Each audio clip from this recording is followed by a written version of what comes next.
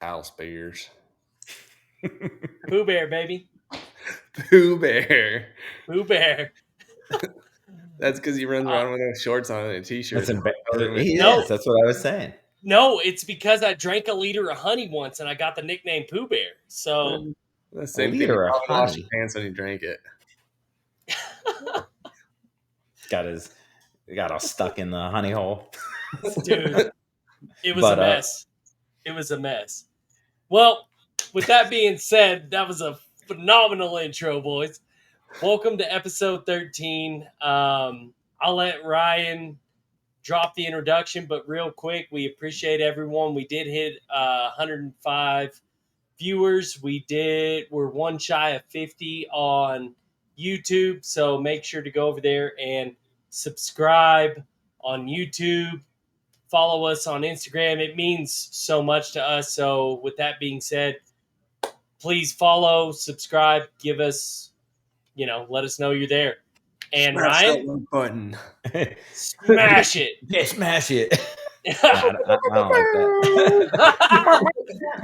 With that being said, Wild Man, I can't say Ryan because I'll get 2 answers. So you get no Ryans. It's birds or wild mans tonight. Birds or wild mans. But now I'm extremely excited about our guest tonight. Ryan Smith is our current active coach on Houston Heat. And outside of that, he was a phenomenal player in his own right and truly one of the most genuine people I know. And he probably doesn't even like hearing that because he's very reserved and doesn't like compliments and looks at things from a very, very shallow perspective sometimes as far as like what you don't like to be churched up that much, but like I really do appreciate our friendship and I appreciate you taking your time out of your day. We'll try to keep this episode truncated to some degree. I know it's late and everyone has busy days tomorrow, but I really appreciate you taking your time out of your day to do this. And I know how, since we started this, has wanted you to be, one of our first guests. He's been begging and talking about it every week. So now I can eliminate that from hearing that. So that's a plus too. But I think you have an interesting story and just coaching this team in general has a few unique facets. So I'm looking forward to getting into that with you. So thank you for coming on with us. Yeah, appreciate you guys having me. Like, met Hal through paintball and most genuine, caring person probably in the world. You met me through paintball too. Yeah, I met Ryan through paintball and another one of the most genuine, caring people in the world. And I was talking to somebody about paintball the other day and they were like, how'd you even get into it? And I'm like, we're all kind of the people that just wandered in there and like you get stuck there. But and they're like, well, it's not that big of a sport. It's not that big and this and that. I go, but it's helped a lot of people. Yeah. Like if you make it to the top, that's great. That's a lot of people's goals. But the amount of people's lives that it's touched is unbelievable. So I just, the community is great. And I'm happy that I'm here with you two. And it's an honor to be here.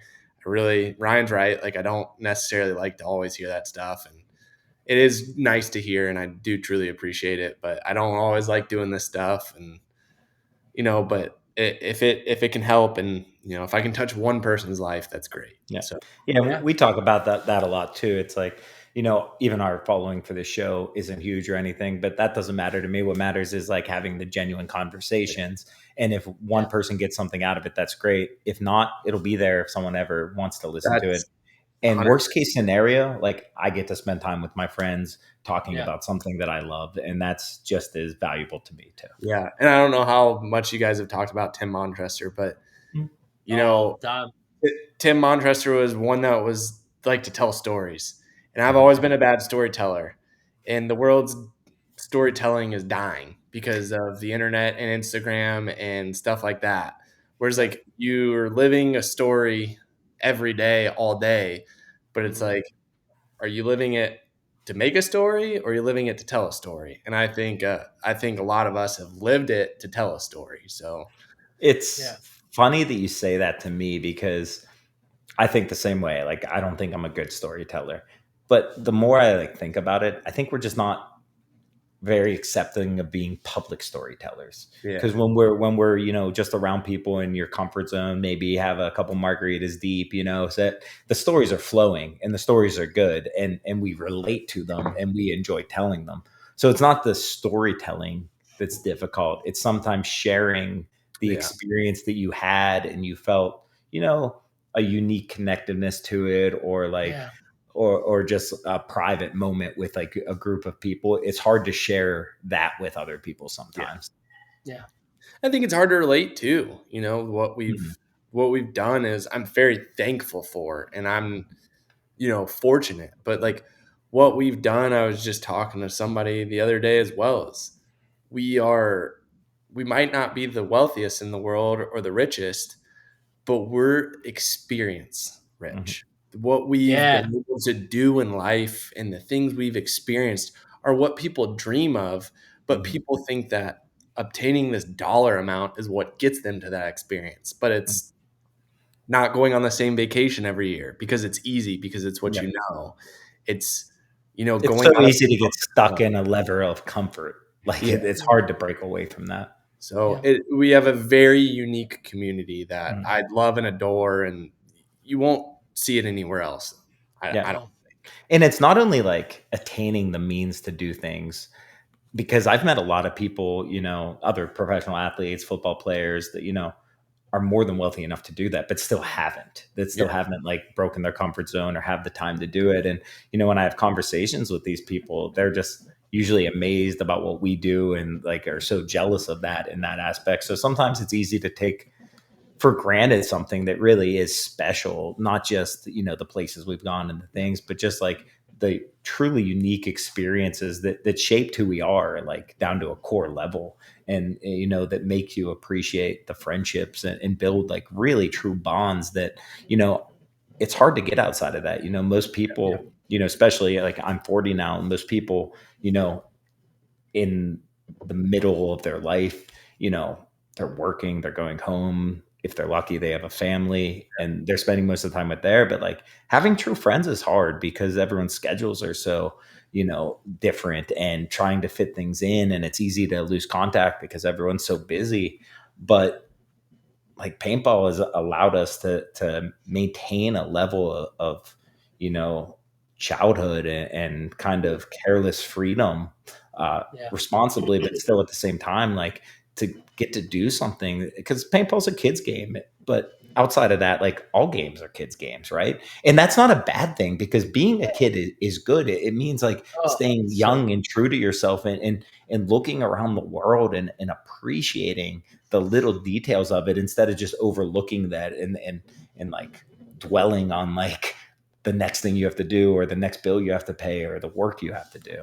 And yeah, and like you say, the child's game thing, and two, like bringing up the Dan Bilzerian interview, which fucking went the way it did, but he said something very smart. It's like it's the most natural adrenaline high you can get consistently Mhm. without doing any harm to anybody. Yeah, you shoot people and they get hurt, but like there's no drugs involved. There's no nothing involved. It's like a And you're not consistent. like, you're not It's breaking your it's leg, you're not getting in an accident where you're going yeah. to be paralyzed. Like it stings. That's- So yeah. it's like it's just such a unique thing that you wish everybody could experience, and Mhm. you were and you fortunate. never We're all fortunate. and you never really lose that adrenaline aspect of it. Things calm down, things Yeah, slow down. You can approach it with a different meditative state. But still, when you're in a moment and something really cool happens, it's a feeling that you don't get to control because it's it's just massive. innate. Yeah, Yeah. it's pretty special. So And I want to chime in real quick. Y'all mentioned something that I have grown my own life around, right? Ryan and I, you've talked about this. I said I could, when Natalie and I was actually first dating, she's like, "What do you want to do in life?" And I'm like, "If I die tomorrow, I will die a full life." yeah, There's a saying that I just carry every day with me. Some people are so poor, all they have is money. it's And true. that is such a truism of what this community has. I mean, this has given me so many great opportunities. I'm thankful for both y'all because both y'all, I owe so much to even be a part of like here, right? Like, and that is y'all's flowers. But like, and that's just the community though. And I feel like as a whole, most part, that is the community. It is a giving, caring, loving community where you just create life memories till your deathbed, right? And I think it's a beautiful, amazing thing that this community is. And that's why I'm always like bugging people that I'm friends with. I'm like, hey, come play paintball. You want to see some really cool stuff? I'm like, the community is just Yeah. awesome. And And so that's the special thing about having a small community. It's like paintball's big. Like the competitions are big. It's played around the yeah, world. Millions of people play. But when you're talking about like a top level or even like a tournament level, whatever division, you're still talking about a pretty truncated size group of that community. Yeah. yeah, So when you have like a smaller community like that, it's so much more important to keep it tight knit. And I'm sure it's not unique to paintball in that aspect, but having something that's like big and small at the same time and makes you, you know, I'm not saying that like everyone in paintball is a good person, but bad people tend to get pushed out a lot of the times because like yeah, you have to be the kind of person that people enjoy being around because we see the same people and spend the same amount of time with all these people. Get yes, isolated to the bad people group, which is Yeah, even yeah, smaller. yeah, and yeah, that's like beats it that's out. almost worse than being gone sometimes because like I know us as far as us goes, like if there's a shitty person like that's around, like yeah, we're making fun of them, we're poking fun at them, we're probably getting some entertainment at their expense. We're doing that if you're a good person too. No, but it's more good spirited. It might be meaner what we actually say when we like each other, but it's meant in a nicer way. Well, I'll say this, like, of my actual brotherhood, I got 3 people left, and I'm in a hard form of contact with them currently because of where they're at and what they're doing. But like the paintball community, Houston Heat has given me. Did we lose Bird? I'm not sure if he's still there, if he's just taking the longest drink ever. No, There he is. He's back. But I sat there and said, "Shit, I got bad internet where I live." you'll loop back in. You'll loop back in. Don't worry. But what I was saying was like paintball is such amazing community. For people that don't know my past, you can ask me in person. I'm happy to talk about that in person. But like, Makes me talk about what? everything, not in person, but That's right. But what? I mean, the community. I was no one when I came into the pit, and Houston Heat paintball community has given me a brotherhood, like a lost brotherhood that I don't have anymore. And that's that community though. And for people that need that, like if you get involved in it, the community will give that to you. They will give you a family, friends, brotherhood, but something to really I would like to jive say out to. nothing's given, right? Like It's the reason earned. you the reason you got it is your passion for it was evident. Your willingness to sacrifice to be involved in it was clear, and you positioned yourself to like take advantage of the opportunity when it came. So like it's Fair. given to you because there's good people around, but it's not given. It's earned. And if you weren't a person that we enjoyed being around, that you didn't put in the effort, that you didn't have the heart and the care Thank for it you. that you do, then we wouldn't want you around and you wouldn't be. Right. I mean, it's like everything good in life, you have to earn it, right? But the opportunity is there in that paintball community. Like the opportunity is always there if you're Yeah. willing to have the passion, the drive, the love, and Especially in kindness to this go day and do it. age, because the connectivity is so much easier with It social is. media and stuff. And like, I think Yep. players are a lot more approachable today than they've ever been. Yeah. And that's all good. How are you But going to get a real hold of Rocky back in the day? Like, in just the watching times have Push every day changed. after school, he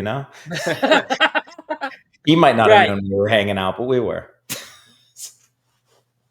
But So moving let's, on to more of like your story, Bird, like yeah. uh, you are such a private person as far as like your accomplishments and stuff. Like you can give a brief synopsis about like what made you fall in love with paintball and stuff. But like, I would like to get into the intricacies of coaching our team, because I think it's interesting coaching a team that you've played for in two different stints with Yeah. different makeups and stuff. So we'll definitely get into that later. But like, I just think people, like, we all grew a passion for this. So like, what made you fall in love with it, and then what made you still love it to this day and still have that same passion through multiple stages of your life?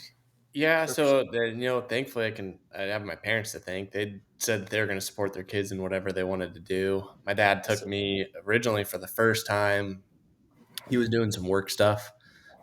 He took his management crew to go play, and I'd tell people in their management crews to go play all the time because you can let out some aggression without Right. directly people knowing that. Um, you know, HR can go fuck up the sales department, and they'll never figure it out. But We're losing you a little bit, so we might want to. I'm good. I got him clear. so he I'm losing Ryan. Go ahead. Oh, perfect. I played with some UPS guys. Just fell in love with it. Played it through younger days, just young guns, 3-man, local fields. Spent weekends out there. My dad would drag us out there and cook us food. We'd play all day and come back and have to wash the car after. And then it turned into high school. Got high school friends. Started a divisional team called Distortion, which is still kind of the name still kind of around, which is cool. Yeah. Uh, actually grew up playing against a lot of the guys that are playing now in the pro league, the younger guys. And then my dad was like, well, if we were Division 2, he's like, we're not going to get any perks playing Division 1, so we might as well make a professional team. So he started making calls and finding all sorts of, like, the Fedorovs and Sergey and Mishka and Ryan and Sam and Yaya and Nick, and put together a super team at the time, right? Mm-hmm. It was like, we're gonna go win and play. So you're around those guys now, and you're the new guy, and you're just like starstruck and working hard, and years and years of sitting there watching people play and winning, and you have your ups and your downs like everything else, and it's just it's a cool game and developed. And then we went through some coaching problems, and I was the first person to actually be like, "Oh, I'll coach," and they're like, "No, I think you're too young." So Sam did, but I enjoy the coaching because like playing's fun. I hate wearing the gear. Wish we had better gear. That's nothing personal. I mean, we have great gear with HK and stuff. You H, mean I love paintball gear I in love general? HK, but all When paintball.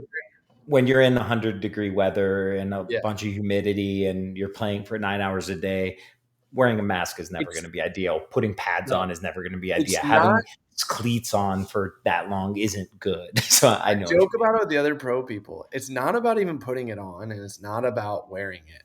It's taking it off. I wish I could lay there and have somebody cut me out like they do with tape in the NFL, and just at the end of the day, just lay there and it's just all cut off. You'd be like, That's oh, funny because this I'm is actually I'm the exact opposite. like So You don't want to get out of it. nowadays I don't, yeah, getting out's so nice because it's finally the relief. Like, I've been wearing this all day. I feel claustrophobic in it. I get out of it. It's fine. Right. Nowadays getting dressed isn't bad because we're not like filthy little kids anymore. And, I'm putting on clean clothes every day. But Yeah. man, I think to the thousands of times I woke up in the morning and was at a field and and was you're just like, staring I at don't my want gear for 15 minutes to. because it stunk. It was sweaty. It was Yeah. soaking wet and covered in sand. And I'm like, just thinking about how awful it'd be to put it on. Like, so I'm one of those people, like, if I can put on clean and get dirty, I can be dirty all day. But Yeah. if I have to Right. put on dirty, I'm miserable all day. For me, the most misery was like trying to pull my cleats off, because Yeah. cleats now are like the tongues are sewed in, and Yep. a Yeah. good cleats like kind of tight, and your feet are wet and you're exhausted, and it's like the last thing you want to do is pull your foot up, and it's just I'll that's the give you that. I'll give you that 100%. Outside of everything else, I everything don't, that's else, the, the like, arm rubber pads taking peel, off. everything else peels off pretty easy, but it's like if And my cleats, I wear them, a little tighter too, because, like, yeah. I don't know, I try to be pretty athletic when I'm playing and stuff. I don't like a floppy cleat. I think it leads to more injuries. So I'm double knotting mine, having them tight. And like, no matter what ground you play on, no matter how nice the field is, especially most practice fields are turf now, which is great because you don't get ruts and stuff in it. Yeah. But you were just a gunky, Oil. goopy disaster after, right? So, well, not only the heat, but I'm just saying, like, that's where all the dirtiness is, all the greasiness. So by the end of the day, you touch your shoelace and it's maybe the grossest thing you've ever touched. And then it's double knotted so tight, and you're like, I can't even get this off. I always just kind of kick mine off and deal with it the next day. So that's the only thing I don't like putting on the next day. But yeah, so then it's like my dad was in management his whole life. And I enjoy coaching. Like I enjoy playing, but like to me, if I get to coach and people, I don't know. I think for a while there was a distouch in the league from coaching to playing. It was like so old version, and I think the NFL even had that shift not too long ago, where there was a lot of these old guys that were in an era, and we're just in a different one now. And there's a It just turn. became antiquated. Yeah, it's like this was the way, but it's like it's not the way, and there's so many ways to skin the cat. The competitive level now of paintball is, I think, better than ever, and some people might argue, but across the board, like the skill level is high. It's so competitive. It's just it's scary. Like it's scary to be a competitor. It's great to watch. It's fun action, but it's like, man, when we became a team, Houston Heat. Well, Siri just went off. When we became a Houston Heat, like there was 4 or 5 teams that were good, and it's like you expected something, and now it's like, are these guys going to make fucking Sunday? Every event, there's two teams that miss Sunday that you're like, I can't believe they missed it. Every event but then you look at Sunday and you're like, well, all these teams, I would have been surprised if they missed it too. It's just it's a better league. There's more consistency top to bottom. There's more skill throughout every roster. You're 100% right in that. Well, and I think I do find it interesting. Oh, go ahead. No, I just think teams are playing more, so everybody's a contender. Yeah. I mean, look at Sea Dog's last event. It's hard to say that to me because it's hard for me to say that because, in the middle of my pro career, the top teams were playing in 3 leagues and traveling around and playing, 20 tournaments a year. So to say teams are playing more now, I don't know if that's just the reason, but I think the learning curve has truncated and that helps. So now people get better faster. They gain all of their, skill set sooner. So then it's just learning the mental aspect of the game, and the playing a lot together is what, makes that excel faster. And it's just everyone top to bottom. There's just no room for mistakes. It's a shorter game, and people are playing like that. It's competition breeds more competition, and the more that there has naturally came into the league, it is up the skill level of everyone. It's up the best teams to continue to have to get to keep learning and keep improving late into their careers, and it's caused the younger teams to get better faster, and that's just a push and pull that keeps raising the level, and that happens in all sports. So I wouldn't say it's like just because people are playing more, because like I said, there was times I could watch a video from 20 years ago and it was the top level, and you'd look at people and be like, oh, that looks goofy. That was done wrong. This is done wrong. But those people were playing all the time too. Yeah. I think we're playing more field. It's not just effort, I'm saying. I think we're playing field layouts. Yeah. I think people. Yeah. We're playing field layouts, and I do think people are playing more purposefully. Yeah. Now maybe. So it's a developed game, which is great. I like the challenge of coaching. Nobody's ever the best at coaching. We all think that we're good. I think there's an understanding of players and what they're giving, the effort, and what should be done and what can't be done, and trying to find the creativity. But a field layout's only going to give you so much, especially when you get to practice it for so many days. So there's things of the game that I would change from a coach's standpoint and from a player standpoint, which is nice to see. Our guys, I tell them a lot of times I feel bad for them because we show up and after a day of practice, it's like, fuck, this is what it is. Like, Yeah. It sucks. And that's not necessarily what it would have to be, but you have to settle on something fast so that Yeah. you can be the best at that. Because if you're, spending too much time, not sure which way to do it, or splitting your time on how to perfect the way that you want to play it, you're just taking away from the top end of either of You're it. being mediocre at everything Mhm. instead of better at something, Yeah.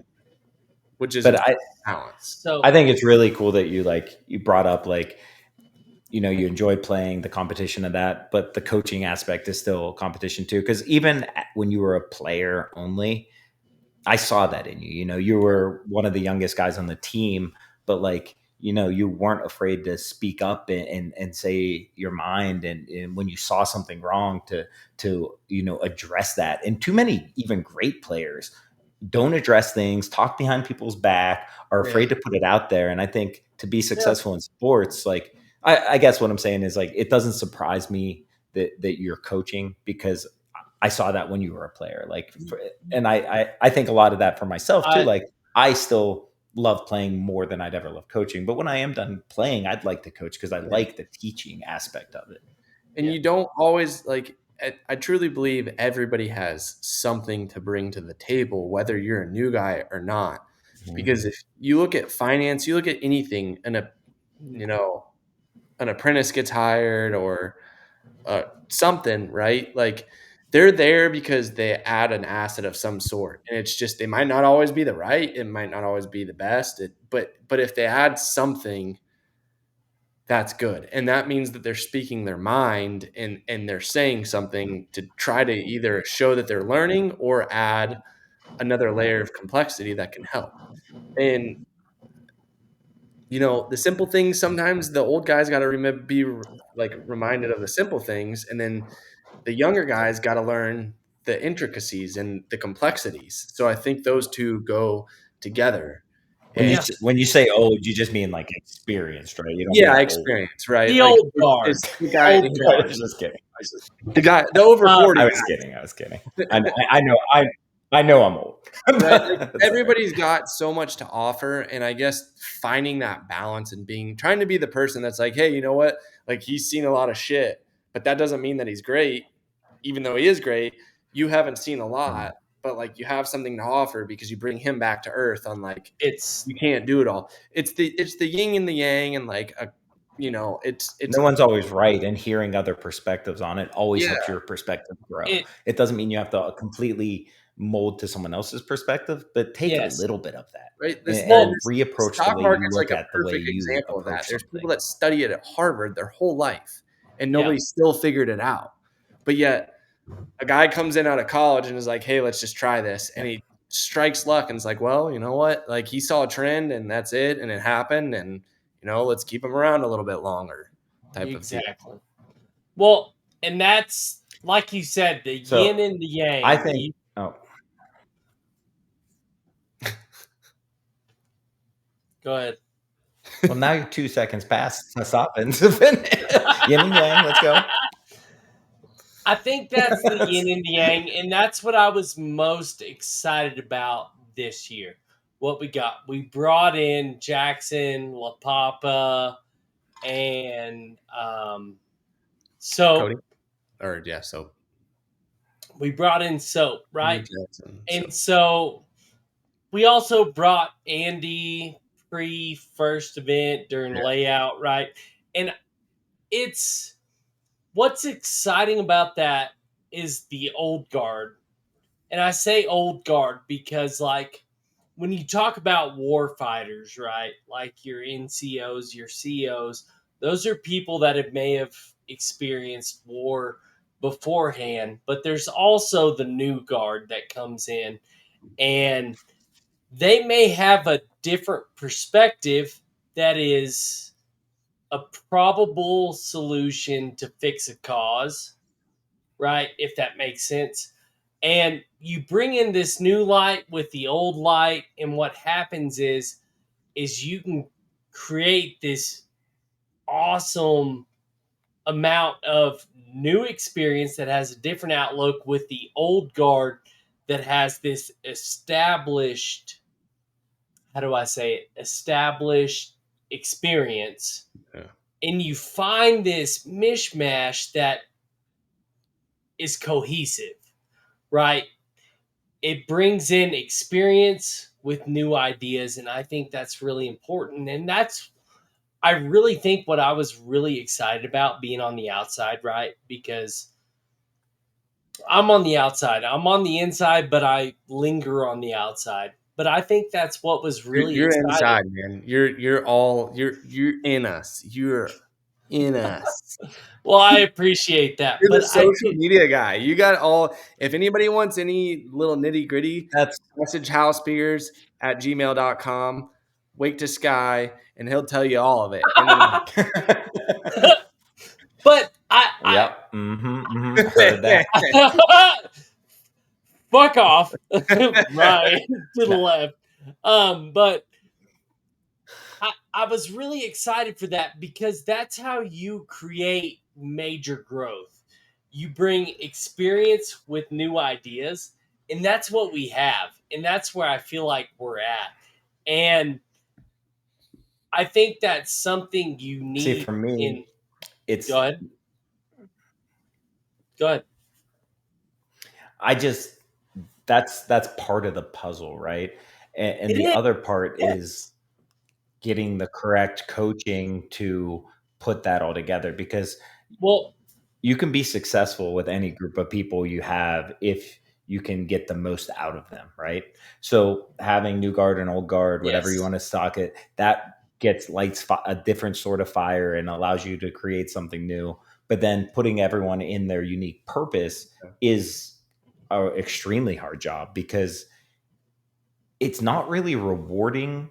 It is when you see it succeed, but it has to be so difficult because you're getting pushback when people don't play. You're getting pushback about Yeah. maybe where people want to play, people wanting to argue about, what they think they did right or what really happened on the field when you're trying to be impartial. Like a good coach is going to be impartial, and they're seeing Yes. it from the outside. A lot of these fields now are doing an incredible job of having elevated areas where you can actually see the full breakdown of it. Yeah. And it's the coach's Yes. job too to understand that, like, just because he can see it doesn't mean the players on the field can see it. So it's a push and pull. Like, I have to It listen is. to what the coach Yes. says that actually happened because that is more or less likely to be what happened. And he has to Yep. listen to you about why you decided what you saw, what you might have missed, and why you made that decision. Because Yes. it's within those two understandings that you can come together and actually be successful to fix something or to get the most out of each other. Right. And that's what I think is unique about you coaching our team, Ryan, is that, most coaches Yeah. don't have such good relations with players before they coach them. Yeah. And for you, you were one of the younger guys on the team for a lot of the time, great friendships with people. And in some ways that has to make coaching like easier because people inside and out, but But then also we're like like that brothers. can impart biases that make it a little hard. Yes. Yeah. Exactly. And then it makes it so much harder because it's like, well, I don't want to, you know, make this person mad or upset a friendship or do that. So it's like, so I don't envy your position because I think, It's like I hard. said, it makes it's better to know your players so inside and out, but it Yes. also makes your job harder. But also, what I've always tried to, and what you guys have raised me on is at the end of the day, like, we have to separate when we're at the field, is like, this is what we're here to do, this is what we're learning. It's like, some guys can't let it go, right? When you yell at them or you get mad, it's like, this is because this is how we have to do it. But then we're not just like going home at the end of the night, like we're stuck together. So it's like separating, like, okay, now it's time to go have dinner. Now it's time to like go be friends again. Now it's time to, if you want to talk about stuff, we can, but it's like, we have to, you got to be able to go to the bar and like have a good time with Yes. another and play darts and play pool and like let it go and reset for the next day. And I think Yeah. that's one thing that like you, Sam, Tim, Chad, like a lot of guys were good at because you were around one another so much on Philly Americans that it's like, okay, we scream, we yell at each other, we lose our minds, we learn, we play, we're good. But then it's like Yeah. when you're done, like when you take the pads off, you take the cleats off, it's like, okay, well, it's time to go be friends. right? And people do Yes. that every day in business. Yes. They do it every day in sport. We're not any different. In But politics, you see all them. You see all the red and blues in politics, all arms around each other in pictures when they don't know cameras are on them, and then just Yeah. so it's talking not trash on forgetting each that other every other time. not forgetting you're a human at the end of the day. Well, But I think I'd take it a step farther and say it's not, when you take the clothes off, you have to understand, like, in the moment, like, yeah, this is happening and we're mad at each other and getting this out. But you shouldn't have any resentment in that moment. Like, you no, shouldn't wait till the end of the day and then be fine later. You should understand that no one's doing it to your detriment, right? The only reason something's getting brought up is because we all want to better each other. If you're on a team that supports each other, right? when it's And if you look at happening, it the wrong way, it's so easy healthy. to, yeah. When it's happening, it's hard sometimes, but you Yes. should drop it as soon as you physically can. yeah. But it's in light of the better goal of winning the tournament, right? It's like a lot of times we get upset at each other because somebody did it wrong, which Greg Zewers talked about, which is like Mhm. a coach's job isn't just to get mad at a person. A coach's job is to say, hey, I'm getting mad at you because you're fucking up the same way over and over again. And remember not to do that again so that when it comes time to a pressure situation, you don't collapse into the same thing. You excel. Well, Like, okay, I got mad at you because of A, B, or C. And it's like, because we did yes. this wrong. And it's like, we're playing because we get so long to practice. And at the end of the day, we get so few time to actually Yes. matters. The veterans at the last tournament were upset that we got third. That's because we've won so much. It Yeah. sucks to fucking lose. But we had 3-4 guys on our team that their entire dream was to be on a podium in a pro tournament. And that Yeah. humbled me, right? Like, Sam was like, man, we should go get our medals for these guys. And people are like, yeah, we should go get our medals for these guys.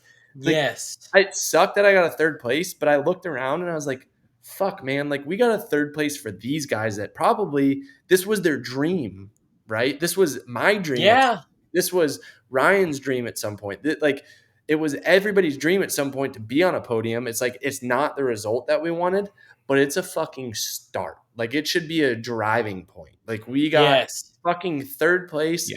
The Fuck best. yes. Yeah, it's important to. Well, it's important to appreciate the little moments, even if they aren't the top of the mountain, because every step of the way can help you grow and be better for the next time. But every step of the way is also an accomplishment. So you should recognize marked improvements like that. Because we have been higher, it's tough, right? Like, and that's yes. where, veterans have to be brought down to life, is like they have such a high expectation because they've been there. Mhm. But the air on the top of the mountain is so fucking thin. Yes. So it's like, when you come down and it's like, okay, now we were here for these young guys. They got a boost. Yeah, and that's Now important we to remember too, them in because another like, gear. So they get into another gear, and then our guys, it's I think it's a snowball effect that can be good. And it's a little victory that I don't think as a coach I hiccuped on, like, we should celebrate this, even though it's heartache because it's not what we wanted. But like, it was more than a small victory. It was a pretty sizable victory. Large. I mean, and this is like, why, honestly, if looking back, before you go, how, like, looking back, getting a win on Sunday was a big victory, right? Yeah. But I would never want to celebrate in a moment like that because there's still more to do. There's But at way the same more. time, when the tournament's always. over, as soon as that third place, there was nothing more we could do at that moment, right? We gave it whatever we gave it. We could look back and figure out where we could have improved and done that. But that's the time for celebration, regardless of how it ended, if you gave it your all, because you can't do anything more until the next time you're together and the next goal that you're working on. You have a chance to go improve that. So it's like, yeah, don't celebrate, while you're still in the moment. But as soon as that moment's over, realize what it took to get there, and realize what it's going to take to get back there, and realize that nothing's, don't take anything for granted, because you never know when the next time is. In my career, I've won a ton, and now has been the longest I've ever gone without winning a tournament. So it's like, you just never know. So really appreciate every small moment and small victory. Yes. And what I was going to chime in, I know y'all were down, right? It's like we didn't win the tournament. All the old guard was like, we should be playing another game. And my perspective in life, right? Combat, realization. I didn't die today. I did better than I did the day before. I may have gotten shot. I'm still alive, kind of situation, right? To put in into perspective for y'all, because I try and find the happiness out of everything, and I know y'all do too. In the moment, it was tough, and it's tough for me because I want to see y'all, the conquerors, at the end. I want to see y'all on the podium, Yeah, last we one want to see standing. you up there, Hal. I want to be up there, but I was taking pictures. But social media, got to get that rolling for the peoples. But I was so excited for y'all because we beat our streak. We have a footing. We're putting the gas pedal down. I was like, I'm buying beers. Who wants it? Like, I was so pumped for y'all, genuinely, because while I know y'all have accomplished beyond greatness, and I know that y'all know what it's like, I'm like, we have beaten the streak. We accomplished, what was it, like a year and a half? Yeah, Fifth place? It was like a year and a half. But now it's like, And okay, we were there. Now you got to repeat it. Like from a you coach's do. standpoint, it's like now Yes, that's the new bar that we have to beat. you do. But now everyone is motivated. Mm-hmm. We've Yeah, gotten out of that rut. We know everyone has that confidence that we are I think that capable. does allow people And to have some air of freedom when they play. I do think like the longer we went without winning a Sunday game, I worried about how the more restricted you people's got, mentality when they just went on the field because you just yes, and it's like, oh, I'm worse, I'm this and that. It's like you just don't want to mess up because you yeah, want to win so bad. But if you need something so but bad and you have that pressure on you to do it, and then every time you don't do it, that gets worse and worse, it becomes harder and harder to I do. So agree. I'm looking I forward to agree. seeing people play Sunday games with a little more freedom and just self-awareness But instead of fear. And I'm not saying like anyone individually played with fear or thought about fear, no, but but I think it's there, it's in right? the back of your head. Yeah. confidence. It's confidence. And Yeah. I knew when I showed up Saturday morning, I felt the atmosphere. And I was like, we're doing it. We're not going to get beat out first game. I legitimately felt that in my heart, my being, my mind. And I was like, this is the weekend we break out of the streak. And I genuinely felt that in my heart because everyone was excited. Everyone was confident. And that's what you need, though. And I mean, correct me if I'm wrong, but like, y'all let Sunday paintball become fun again. Yeah, Yeah, I And, mean, and I I felt think that way a that's, few times, other times too. I felt that way in Tampa. I felt that way multiple times in games that we lost. And that's why it was a relief because it's like, yes, when you're playing good enough that you could possibly win an event, but everything still has to go right for you.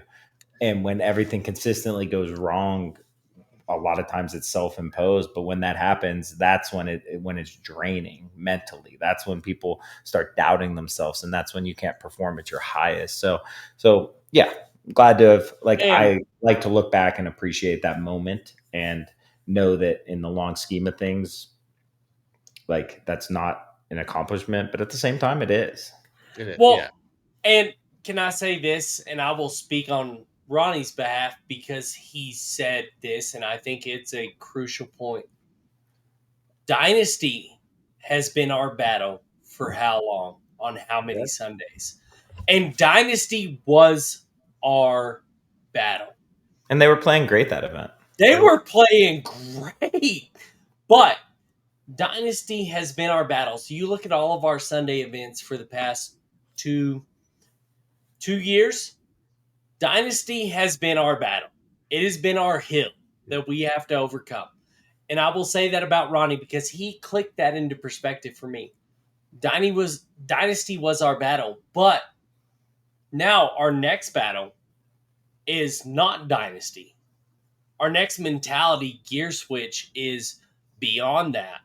Yeah. It's not Dynasty. It's whoever's in front of us. And I think that is a great viewpoint that he brought into my perspective that I didn't have. And I didn't realize it at the time. I was like, our battle is Sunday. It's everyone's going to have a different perspective on that too. Cause like they are, I guess I never looked at it like that, but it is important to realize that every player is thinking about these unique matchups differently. But I want to give Ryan a lot of credit because, I think a lot of times coaches can overthink things. When you're going into a Sunday game, especially with the pressure that we've put on ourselves by underperforming, it's easy to think like, what should we change? Should we adapt to their style? And this game in particular was kind of unique because a lot of times when you have top teams playing, they're playing a very similar style. But we were playing a completely opposite style to the way Dynasty was playing that field. And you looked at us and you asked us, you're like, do you think we should try to like match them? Do you think we should do this? Like, you're like, but you said like, I think, we're playing good enough to beat them. We're going to pick on some people, but let's play our game and let's play it out. Because I think like making changes in those instances and thinking like, oh, this could be a weakness for them, like in adjusting yourself around. It could be a weakness for them, but if you're not prepared to do that is innately, if you're not as comfortable on the field doing something, then it's not the right move, even if it on paper is the right. How we were playing was the most proud I've been in a while. And it was like, we were prepared, we told it to each other the whole time and we got away from it, the Tauntaun match, but we were telling each other like, fucking drag them to the deep end. Like, drown them. Right. And that Dynasty match was just, it was boring. It was fun. It was boring, but we just did what we told each other we were going to do. And it 100%. When things are going great, they're going fucking great. And it's like, we had some adjustments in there. Don't get me wrong. Like in the middle of the match, it was like, fuck, I'll give the credit to Harrison Fry. The guy couldn't miss. Anywhere he pointed his fucking barrel, he would shoot somebody. So they just looked at the guys as like, he's got a fucking hot gun. Look away from him. Don't fuck with him right now. Like, if you don't look at him, he can't shoot you. So just fucking shoot where he's going to be or don't look at him at all. And, never thought I would be saying that, but it was just he had some good shots that was like, well, let's take away the opportunity. Right. And nothing we were doing as a team, the way we were playing was like, as a coach, you're thinking, what can we do better? How can we adjust? But it was like, fuck, we're doing everything pretty good right now. That's like, if we can keep this up, hard to beat. We're really fucking hard to beat unless we beat ourselves, which is what I think happened in the Tauntaun match. Yeah, we were playing a style of game that we didn't afford ourselves the opportunities to make early mistakes and get down and have to come back, right? We had to take control of the game and see it through and put people into the positions we wanted them to be in.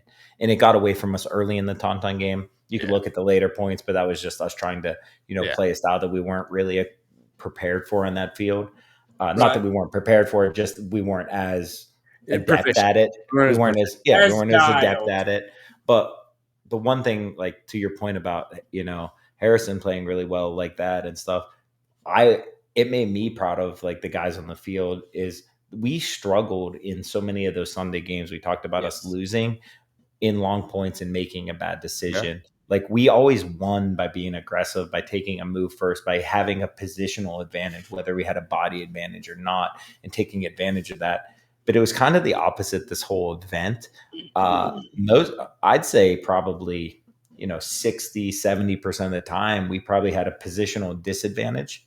We worked out of that. We didn't lose bodies. We made the other teams make the mistake, and then we took advantage of it when it happened. So to me, like even before Sunday happened, we were already playing Sunday paintball, and we were winning Yes. Sunday games. We were winning Yes. long points, and to me, like that, learning how to do that, learning how to not be the weak point or the linchpin that falls apart, that makes your whole team lose a point, which we saw in the Tauntauns game. You lose a point, you lose 2 points, that could Yes. spiral very fast. So as a Yes. whole, I thought our guys were hard to kill, and that's like overset a lot of times. But it's like Yes. even out of position, even on our heels, we were hard to kill. So like you said, you told our guys to look away from Harrison. He got into a position where he was used to killing people, and then when he doesn't He kill couldn't. people, and He he doesn't couldn't. he doesn't kill someone in that instance. Not only does he not kill someone, but He's now he's getting frustrated. frustrated,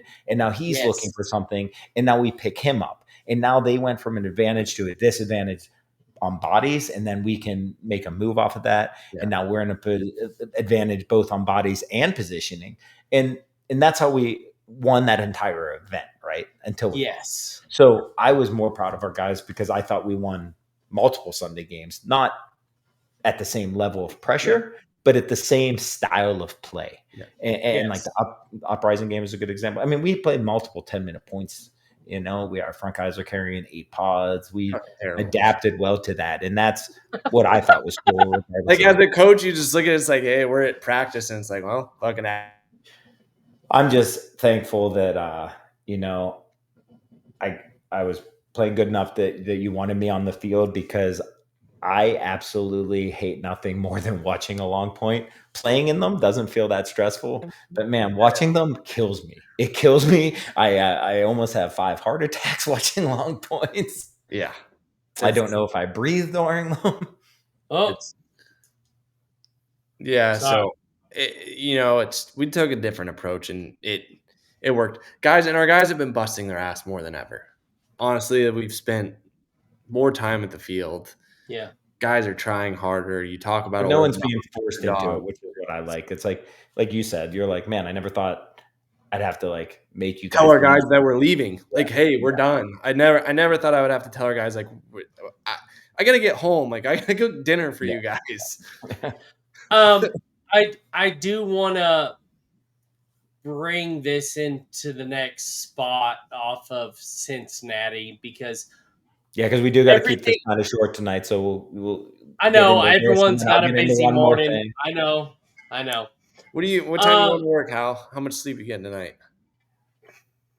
I'm waking up at 4:30. Yeah, that's before me. I won't be doing that. No, it's about the same as you, because he's got an hour, or I'm an hour ahead of you. I'm probably a 5:30 guy tomorrow. Yeah.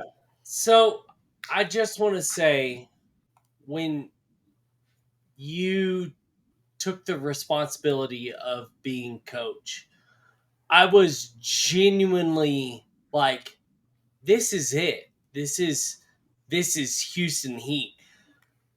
While I wasn't a part of Heat during 2018, 2019, it was my pinnacle of watching paintball. I was so beyond excited.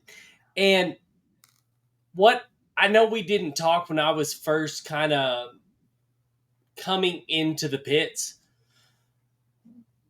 We didn't talk a lot. No, I But don't. I watched. No, I know. I get that. But that's what I appreciate about you. You're very humble. You understand humility, and Ryan and I have talked about Slightly this. pessimistic. He could juice the guys up a little more sometimes. I could juice the guys up a lot more, but I probably never will. No, you got to do what's natural for you, because that's real. Because if you do something that's not, I can't. Then no one takes you seriously. That's But what I was going into was, I was genuinely like reinvigorated. The reason I say that is because I saw you as a very analytical, crafty, aggressive player. Like, you didn't make rash decisions when you went out and played. Like, it was very analytical, and I loved watching you play. But knowing that you knew when you get into the coaching opportunity, I was really excited because you are Houston Heat. You've been there in the beginning, and like you understand. And Ryan and I talked about this in one of our other episodes.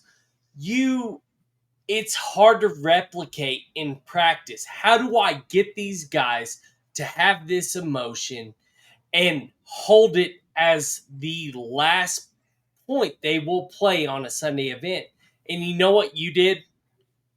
You walked over to the guys and said, "We're done playing." And you grabbed the gun, popped the bolt, put a squeegee in, and you said, "Who wants to hold it?" This was the first practice that I got to go to, right? Yeah, here.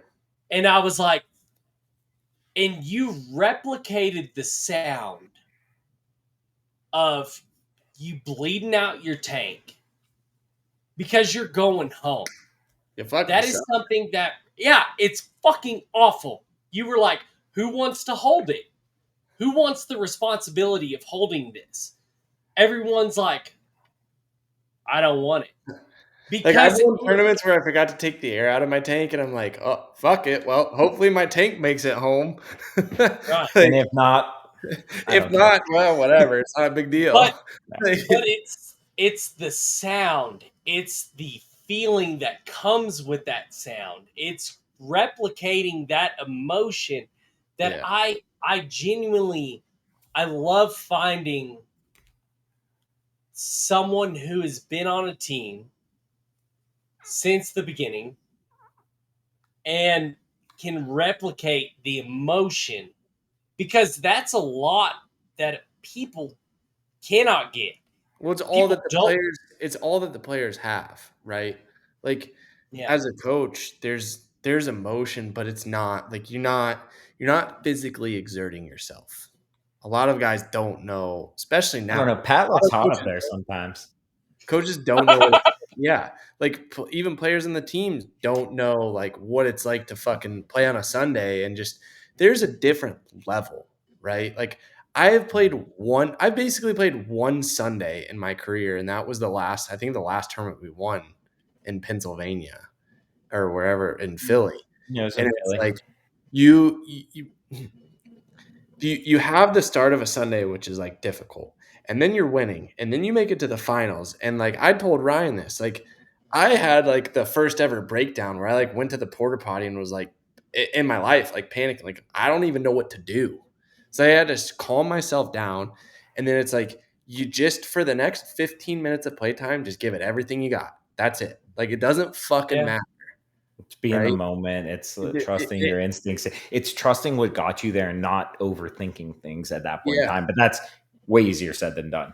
Way easier said than done. You Yeah. don't realize it until you're in the position. I'd been around it for 12 years, right? Mhm. I'd won a tournament coaching, and it's like I'm exhausted mentally, but physically I haven't done anything. I feel terrible for the guys because I know what they're going through because I played and I've done that. And And it's playing's physical, but like it's more mentally taxing on me Mental. in a Yes. weekend than physically. Like physically, it's like, yeah, I like, finally getting in bed at the end of the night after a long day of playing and it feels good laying down. But like it's physically taxing because you're always thinking about it, always thinking about the mistakes you made, about how you can be better, about how the whole team can be working better, about what could have done different, about what you got to do the next day, about it's just it is constant and you're around these people constantly and that's so mentally draining. So you're right, it's both physically and mentally taxing. And Yes. and like then, other than playing in that finals, we've won a lot and I'm excited. I love it. But like the most cherished win I think I've ever had was coaching. And that was when we were in France and we all decided to go to Normandy. yeah, That was just like Mhm. the most special thing to me ever. We that was all awesome. got in. I don't know how many people have heard this story, but like we all went into France and you're jet lagged and we're all sitting there having a drink at the bar. Like, okay, if And I think we practiced that whole day and we yeah, had to like play the we next practiced Yeah. day. all day and we're sitting there and we're like starting to get tired. And if you don't go to bed soon, you're gonna fuck your sleep schedule. But your sleep schedule is gonna be fucked anyway because you're gonna be up at 3. And we were all, I don't even know who had the idea, but we were all sitting there. We're like, fuck it. If we wake up at like 3:34 in the morning. Was you were like, I'd like to do this. And I was like, yeah, I would love to go to Normandy. And I'm always the kind of person that like really wants to do something if we can't do, but it's easy to talk it out of it if the whole team doesn't want to do it because you want the group of people experiencing it together. Yeah. So we were like, you know what? We're in the group chat. If we're all awake at 3:30, 4 o'clock in the morning, we're fucking getting in the car and we're driving 3 hours to Normandy to get the fuck out of Paris and go watch the sunrise. We told ourselves that the only way we're doing it is if we watch the sunrise at Normandy and like got the full experience of basically what all these guys went through of fucking bombarding the beach and watching a sunset or a sunrise and feeling lucky that they were even still alive. And you talk about emotions and feelings and things that you can't really explain. That was high up there on my list for me because like I really believe that things can hold memories and places can hold energies and like I don't say that in like a hippy dippy sort of way, but it's standing on that beach, just ourselves. You know, we got there hours before his light because you rally cruise. We drove a little fast. 2 degrees to the right. Ronnie woke up in the front seat and saw lights going by like Star Wars. He said he just shut his eyes because it was so scary. I think we gave Sam a concussion in the back. We gave Sam a concussion because, you know, there was more of us than seats really allowed. So he was kind of laying in the back, you know. Sometimes you hit a bump a little hard and your head hits the ceiling. But we made it there for the sunrise. We all took a nap and we woke up and like you watched the 7-man of Chris Asoya like saying he woke up and saw Raymond James stadiums and like knew that it was the tournament that he was going to win. Like to me, we were all napping and we kind of like woke up and it was like we saw somebody swimming in the ocean. And we're like, why the fuck would they want to get in this ocean? But to them, it's just a beach. To us, like you see like multi-million-dollar houses covering that hillside right across the road from like Normandy and stuff. But it's so natural for them. But their whole continent was striped with war and with the actual battles. And, you know, we're lucky in America outside of, you know, the Revolutionary War and the Civil War. They're really on mainland America, we're pretty safe. We're pretty isolated. But when, you know, those world wars happen, everywhere there got destroyed. So yeah, Normandy's special, but like every town from there to Paris was destroyed or inhabited, or, you know, there's problems with them. They don't think of it the same way. Yeah. But, and for us, it was like, could you imagine being a kid on a fucking boat? Yeah, a 17-year-old kid who lied about it, who doesn't really know what's going on in the world. They're 16. They lied. There was just something so special about that time with my friends and what we did for the next 3 hours of our lives that was like translated into the tournament of like, just fucking keep powering up the hill, dude. Like we're going to lose one. Fucking keep going. We're going to lose another one. Keep fucking going. And it's just get to the next spot and get to the next spot and give it all you fucking got. Because at the end, you're going to sit at the top of the hill and you're going to take a deep breath and you're going to be with your fucking brothers and you got a victory. And that gives me chills to this day. Like I can't describe. That's like the most proud. And you never. Like pictures pop up in memories on my iPhone and I'm like, God, like this just doesn't even do justice. And you never know what can give you that motivation because 80% of that win, like I felt it at the same time as you did. I felt it, but it doesn't have to be like emotional in that sense to give you motivation or confidence. Like, you know what I give the other 20% to that event? Eating Burger King wings. Yeah. You know, like they had these wings, you got them in a 9 count, right? So it was a noof of wings. And we always said we didn't have a noof. We were just eating deep fried fast food wings every night, but we'd go as a whole team to do it and get like midnight wings when none of us were sleeping because we're jet lagged. And like we made that such a fun experience that like 10 years, 15 years later, I still think about it. I mean, I have not had a noof of those, at wings that tasted like it. And you're sitting there and you're like, these are like a noof wings. Yeah. Nobody would ever. All of us were like, oh, half our team was like, what does that even mean? It's like, well, the Burger King wings. And I don't even need to explain it to you. That wasn't for you. That was for us. You know, But that's what I You mean. Like know, that winning came from like both of those things that are so Yeah. polar opposites, but you can get a little something from everything that gives you that confidence, that motivation, or just that free flowing, free carrying, like unexcusable ability to be yourself and to be your Yeah. best. well, and different worlds, right? Like y'all know the world that I used to live. When we walked out that door, going on mission or whatever, above the door it said "Kill your ego" at the door. Underneath it, it said "Toe to toe, we will vanquish." Like, I mean, that's what y'all had, right? Like, there was no one that was going to conquer you. But I think that's what's so important about team chemistry, the atmosphere. It's the brotherhood that I mentioned in the beginning of the episode. It's something that you will never be able to replace or replicate. It is something that is so finite, and there is such a thin line to make that happen. And that is such a beautiful thing when you get that. And that's why I've told many of y'all have a brotherhood you don't even know. But you do, in a sense. But it is the atmosphere that y'all create. And I think that's what's so important. And I think that's what Bird absolutely crushes, right? He came from a player. He's a coach. He's a player that understands the organization and creates that atmosphere. And it's what I think that's what I was really, really excited about. Not to diss any other coaches we've had in the past, but it's like Bird, It's just a fucking, relation. Like there's fucking Bird gets it. the You get game it though. the game's evolved and nobody's perfect. Like I'm not a perfect coach. I've fucked up and I've No told guys one's like perfect. there's but it's trying to have a relation. That's what it is. It's like an So, understanding, a relation and a Yes. tie to it.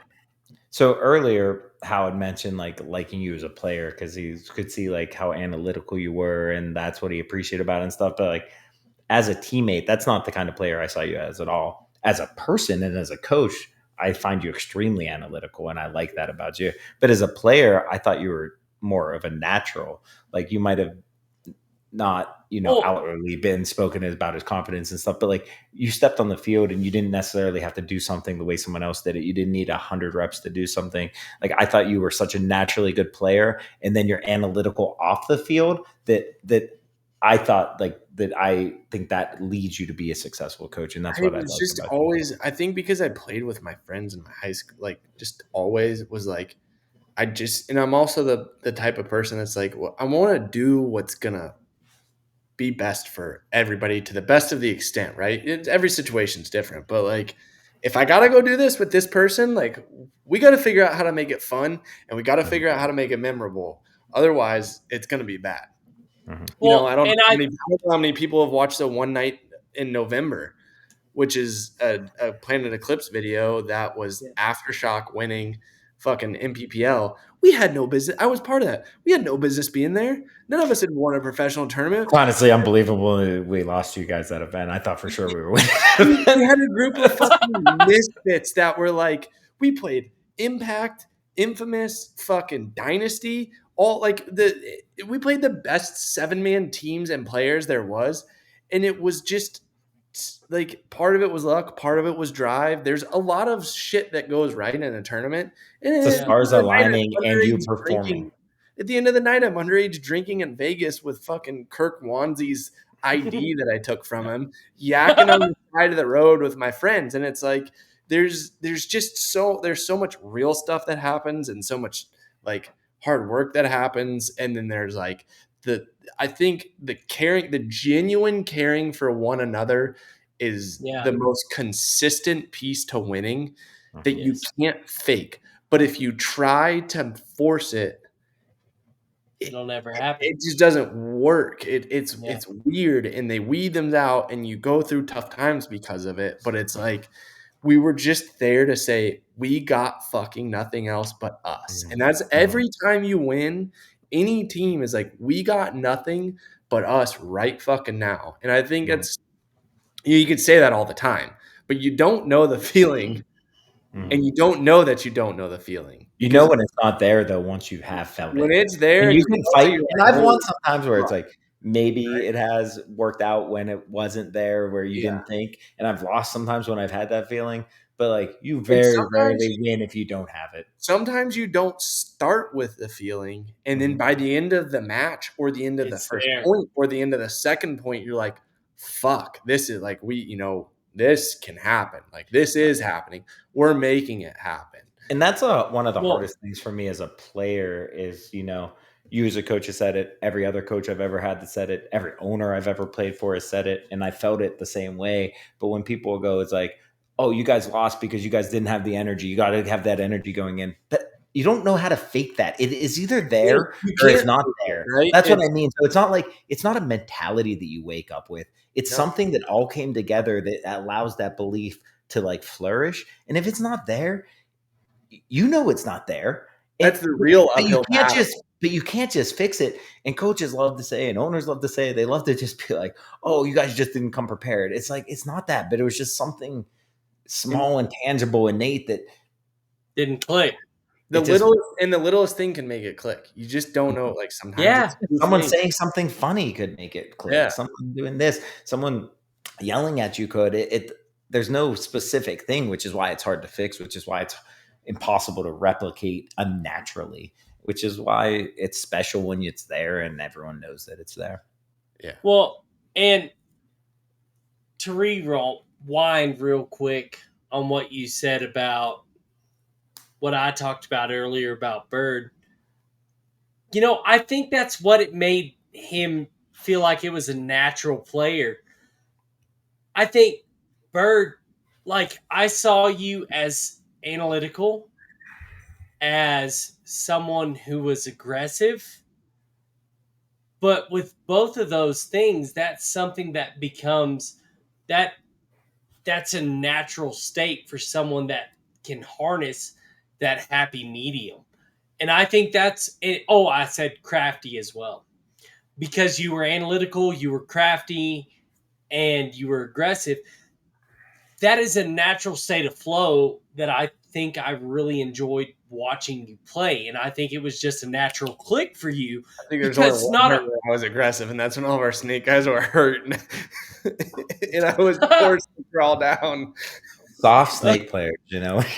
But Soft, soft snake player, dude. All I would go is try to bunker out the first guy and fucking put my hand on my head. It was Europe at the time. But I think that's what made you like feel that natural state. It was a natural flow for you. It was like you could feel the field. Like you could feel the Yeah. flow of what's going on. And that's why I whenever I heard you were going to be the coach, I was just genuinely ecstatic in my heart. Now, I think I think you do a great job with these guys because what's amazing is that going up and reading personalities and the individual person, that's the hardest part of being a coach, but you can do that because you are Heat. You not just showed up as a coach, you got to be a part of it, growing up with it, like in the infancy and growing through that stage. And I think that's what like made my heart like so joyful. And it's it's not a point of, oh, I gotta play these guys. It's not a point of favoritism. You play the hot hand. You play who is showing up and who deserves those points, and that's a hard thing to do as a coach, and especially with a small group of people. You can never do it right, which Well, is you just never can know if you did it right or wrong yeah. because whatever you didn't do, you could only think what might have You can happened. only The only second doubt. You the can only doubt time yourself. the only time you kinda did it right is if you win, but Yeah. even, like but then you're not like, I don't expect the recognition because I'm not the one that exhausted myself, like, again, we go back to I know what it's like. It's like, it wasn't me. It was the guys putting fucking everything they had out there is like, I know. you know, if you don't win as a coach, like you're kind of the problem. And if you do win, it's like, well, you didn't do anything. You were just, a glorified babysitter, which I'm okay with. I And fucking that's love. more your personality too, is to not try to take credit for things that you Yeah, didn't It's the right. humbleness. It's the Yeah. humbleness in him. Yeah, he's Well, reserved. it's Humbled, but the guys that are out there is like they're giving him more than anything that anybody ever knows, right? There's certain things in life and businesses and whatnot where everybody says they do their sacrifices, and it's like mentally yes, financially yes, but physically there's only a few people that fucking know, what it takes to actually go throw yourself at the ground like that time after time. Like we're kind of dumb. it's kind of what kills me when people try to act like, or people downplay paintball as like an athletic thing to do or a sport. It bothers me because like, what gets put into it and what your body goes through. And I think sometimes I've we had so many naturally people that downplay it. play for fun and they're like the next Yeah, week they're like, oh, I hurt for days. I'm like, it's different. Everything you do is different, right? So we're exactly. accustomed to it, but they think that it's easy and then they're like, ooh. And I think sometimes people downplay things because it's like you don't want to have people think that like you're overtaking something Yeah, seriously, or you just don't want the wrong impression. But like the fact of the matter is that like I played a lot of sports in my life, and it is a physical sport. You don't have to play it that way, but yeah, like if you're giving it your all and you're doing it and you're playing, that long, it's pretty abusive on your body. So that is, and Yeah. I know we got to go soon, so I do want to finish it Yeah. off on kind of this because Yeah. We'll wrap it. I don't think people get coaches' perspectives enough, and I think that people think it's like, oh, this coach coaches this way or this, or it's always their system. But I think you haven't coached for that many years, more than a lot of people have. really. But I could still break your coaching tree. I look at it in kind of like three distinct segments, right? It was your original stint where you were the youngest person, didn't have anyone around, like, right? But we were winning. We went through back-to-back World Cup wins. Fuck, I was the youngest one on our team at that time. That's what I'm saying. You're the Ryan's youngest one. older than me. Exactly. You're the youngest one on the team, right? And we were very successful. And then you went back to playing. Then you coached again, trying to bring us out of a slump that we didn't get to break out of, and that's, at the end of last year, we went through more changes than we've ever had as an organization, Yep. probably since like the second year of the team, third year of the team. Oh, yeah. So, we're talking, over a decade of stability, and then there's changes. And at the same time there, it's like now you've already had a coaching stint where you're successful. You have a bigger relationship with these guys. You've grown more confident and more comfortable in your position and in your mindset on paintball and with the relationship with the guys. And then the third stint is now not only having to coach people with a lot of experience, which should be easier, but it's probably harder as a coach because you're dealing with so many more stubborn people, or people who are more headstrong in their ways, to now having a mix of that and players that, are good at, are really great in their own right, but, aren't peaking at their abilities yet They and are just still don't have learning. the experience. And then you have someone like Hear it all Andy, the who's, time, right? never really even played a pro team before he practiced with us before we picked him up. And now you have someone who wants to be a sponge and learn everything. So like really, what makes every stage of that, those three stages, what was the hardest part of that and what was the easiest part? Because I think they were probably different from all of them. If I Yes. looked at it. I think thinking about it quickly and Mhm. deciding something is dealing with the veterans is tougher. That's probably the hardest Yeah. part because I can believe that. I'm stubborn, they're stubborn, but when it's going good, it's unstoppable, right? But when it's going Yes. bad, it's like, how the fuck do you keep this from turning into a ticking time bomb, And I'm sure To a some of the hardest thing is mutiny. when you have, right? it's not just you and them, it's every single person might have a slightly different view on it, and it's trying to get everyone on the Like, same you page. have so many good ideas that are trying to get to the same point that you have to figure out how to just get everybody to get on the same page to get Yeah. to that point. Yeah, any of them could work if they're bought into it. And then you have the challenge of like, Yes. I never had to deal with developing guys, which I'm still working on. But the cool thing that I think is the easiest is that the guys that we have on our team now that have been playing for so long have helped them and tried to guide them and explain things to them that, like, whether it's right or wrong, they're thinking our veterans are thinking out loud as like, okay, they're telling these guys what they want to see and what needs to happen and what they need to do. But then it's like a check valve for the older guys of like, well, fuck, am I doing what I'm preaching? Mm-hmm. Like I'm telling this, they need to go there and do that. But it's like, okay, so now I can say, okay, you told them to do this, but you might have not done that at this Yeah. point. And our guys are like, well, fuck. You have to So, have a little more accountability in that aspect. Yes. I think the easier part is the results aren't as easy, right? Getting to a third, a first, a second is not as easy with the new guys. But I think from a personnel standpoint, having where we're at now is easier to manage because we have so many people willing to put in an effort to try to collaborate and make a greater good versus all of the guys that are like, fuck, we should be in the finals every time. I'm a smart individual, which they all are. You're kind of battling egos in a sense. And it's like an ego in a bad way. It's just like everybody's been there and everybody's hungry to be there again. And we're competitors. It's like, how do you keep from eating each other? So I think that was more of a challenge than, what we're doing now. Now getting the same results is difficult, is the most difficult part, right? How do you translate But in the your second stage of your career, you had all the experience and none of the results. So that's what I'm saying. You've had the kind of like three unique stages. So it's so I think like from those two is like those are, the most difficult is fucking, everybody talks about it. It's like you're up on the mountain, the air is thin, it's hard to stay there. And there's few teams that have done it, before. Fuck, there's like 7 teams or something that have won an NXL tournament. Like, it's not that many. No. And a couple of them here and there, like 1, 2 tournaments, type of deal. So you're talking a very select elite group that we're lucky to be part of, which is again a small victory that we take for granted, kind of a little bit. Yeah.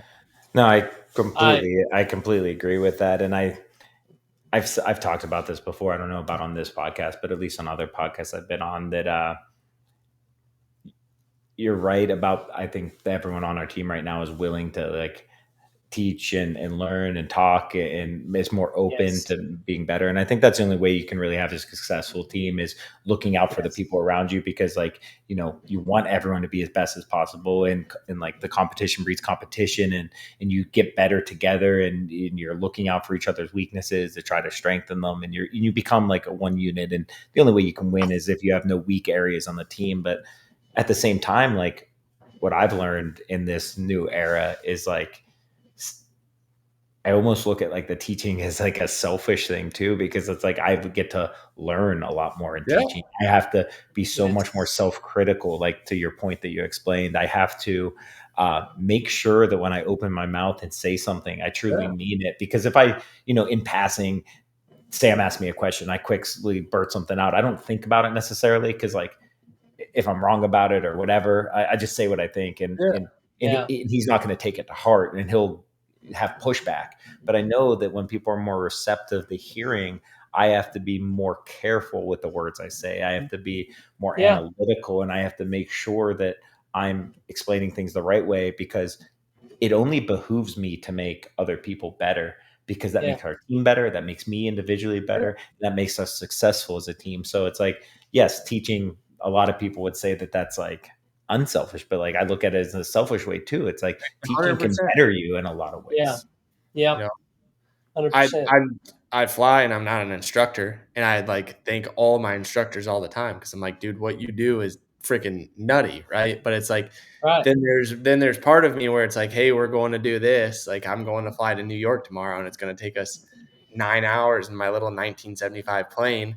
And my instructors fly the same hour every day. And I'm like, hey, like tomorrow we got a little bit of different, like we're planning something that you guys don't normally do. So this is like how I would do it, but plan it out for me so we can conglomerate, and you get a perspective, and you keep yourself in check, and you keep them in check, and nobody ever knows everything. So it's like, don't downplay Nelson. She's a sweetheart of a plane. Dude, I Still got to go up in her. I got a lot of flying. I don't ever post on social media, but if somebody comes and find me, hopefully tomorrow, I will at some point be about 7:00 at night. I'll be flying, a half mile from all the New York skyline, landing at Teterboro, going to the closest bar to get a drink after busting my ass all day. Well So deserved. if you're in Well New York and you deserved. look up and see a plane that kind of looks like it should be delivering Coke in Miami, it's That probably not. that is awesome. And if you see Ryan in it with I a was pair of about to gold mark aviators, that. I'm like, I'm not marking this. He's still mark it. I didn't say he was doing it. He's clearly not. hey, if I The get rowdy banned ones, welcome. if they come and check me at the ramp, we'll be legal. That's fine. Yeah, legal Okay, beagle, dude. it's great. I said So, what it looks like. but I'm excited because like he says that it's kind of a joke, but I've literally flown my plane to California and I will have flown it coast to coast. Basically, the furthest you can go in the United States, spending too much time in that thing doing dumb stuff. But Nah, it's awesome, Well, and even the opportunities like I loved it when you took me up in it. Like it's the first time like I've been in a plane like that, and it's just a cool experience, and I think it's cool to see you so passionate in yeah, something and liking and like 100%. seeing how skilled you are, So, even when you're just talking on the radio or doing it or doing the pre-flight checks. Like it's cool to hear you so knowledgeable about something, so passionate about something. Because like passion. in the end, I enjoy anything. I enjoy seeing someone like find a passion and really thrive Live in a it. passion. and that's what paintball is for And everybody in a sense, right? Whether you're going to play skirmish or you're going to play a scenario or you're a high school kid, we're like the misfits of yeah, the group that there's just everybody's done something as a profession and they do it to get away, but they have this passion, this desire to get away in paintball and the connections made and it's just freaking cool. Yeah. So you know, people have played with NFL players, people have played with yeah, coworkers, people have played to get away. I've been at I think it was a WCPPL coaching a veteran militia team and they set off a mortar to start a game that was on another field and one guy had PTSD and they all started hugging him. Like there's just so it's such different. a we all want it to grow, but the camaraderie that we have now is just something so special that so few get to actually Yeah. embrace It's a and brotherhood, dude. And It's it's a not only that, brotherhood. like the cross section of individuals that it really touches. Yeah, it's a small sport, but like literally people from every walks of everywhere. life and from every mentality and every way of life that you could have brought up and every morality, like the whole gambit Yeah, is run. You would think that we all play with frozen paintballs from all those Yeah. stories that we hear. But that teaches me so that like, you really can get along with everyone and find anyone. closeness and find relatability with people. So don't let like, one viewpoint or another viewpoint like completely don't make it a dichotomy where it's this or that, because it really is important to like get outside of your comfort zone, talk to people that you wouldn't normally talk to, get their perspective, because in the end, we're all just like bags of meat, walking around with our own minds, and you really can relate to everyone. Like I think you should, If you if want you're to. open if you're open to talking to people. Like Yep. yeah, there's a bunch of shitty people, there's a bunch of people that you won't like in the long run, but Yep. there's so many good people too. There's so many true hearted people that have their intentions that are right, whether they agree with you or not, and you can relate to them on some level. And paintball has 100%. allowed me to do that with people from all walks of life and has made me Yep. appreciate that. And like it's truly a 100%. melting pot. You can say Today's America's a melting pot, but paintball is a melting pot. today's world is made to drive people apart, to Yeah. create problems. And if you can find a spot like paintball where you can just have an open mind, doesn't matter if you're left, right, center, it doesn't matter anything. Like you get together for a purpose. We need more of that. Play. And that's what it Yeah. creates. And Rich, it's great. poor, So no matter what walk of It's life it's you're in. it's an escape, right? It's an escape. Hmm. so I'm gonna before we end this, Bird, I'm gonna blow your mind, and I might blow your mind, Ryan. I have more single takeoffs than I do landings. Hell before yeah, you dude! miss You're one of the few, my guy. it. I have more skydives, so I have more takeoffs than I ever have had landings. Dude, we're See, gonna that get only someday. doesn't Someday I'm that gonna get only someday doesn't I'm blow my mind because if you skydive one time, that counts. Because I have more takeoffs than Yeah, but landings, and I've only went one time. You've also flown more than you've skydived, so you have Oh, more you're flight saying takeoffs. okay. So you're And saying I'll overall, give you my number. If you find me in person and you ever want to ask me how many skydives I have and how many hours I have in free fall free time, fall. like it'll blow your mind. But One of these days, I'll we're tell gonna get a y'all, video of Hal jumping out of an airplane that I'm flying. I'm down to clown, bro. I will hop some shit, dude. I'm telling Natalie. Tell her, I still Tell got a her. base rig. Tell her, dog. No, She knows. She no, knows the dirty deeds. I'm no narwhal. Oh, okay. I'm not. You think I'm a narc? Bro, I'll send you a picture of the last thing I I'm a hopped ball. off of, base wise. Well, Yeah, thank last you. thing I It's hopped off was the it's outside step with Nola. You know, we like to jump down them. But no, thank you for being on here, Bird. Just stay on for a thank you, second. Bird. We're gonna go off air now. So thank you all for listening, and Love y'all. let us know in the comments and stuff who you would like to have us bring on. You know, last time I asked, a lot of people, wanted to have you on too, and How's wanted you so long. So I know Appreciate this it. is out of your comfort Wow. zone, and I Nah, know we're that great. it's not Hopefully, out of your comfort zone, but like it's not one of the things are it's putting not at yourself the out top there of and my trying list. to Seek do to it. Like do. you're You doing don't that so safe seek. to do it. Yeah. So I Appreciate appreciate it. it. And With that being said, like, Comment. you're already well, quit being a beggar. They'll do it if they like it, Hal. We're not shut beggars. up. You sound like everybody else, Hal. I just don't like it. Hal, They'll follow if they like it. Okay, you need to get okay. Hold on, hold you need on. to get a I staple love that's all like y'all. I at love all the end. y'all. Get fucked, nerds. Love There it y'all. is. Yeah. Peace.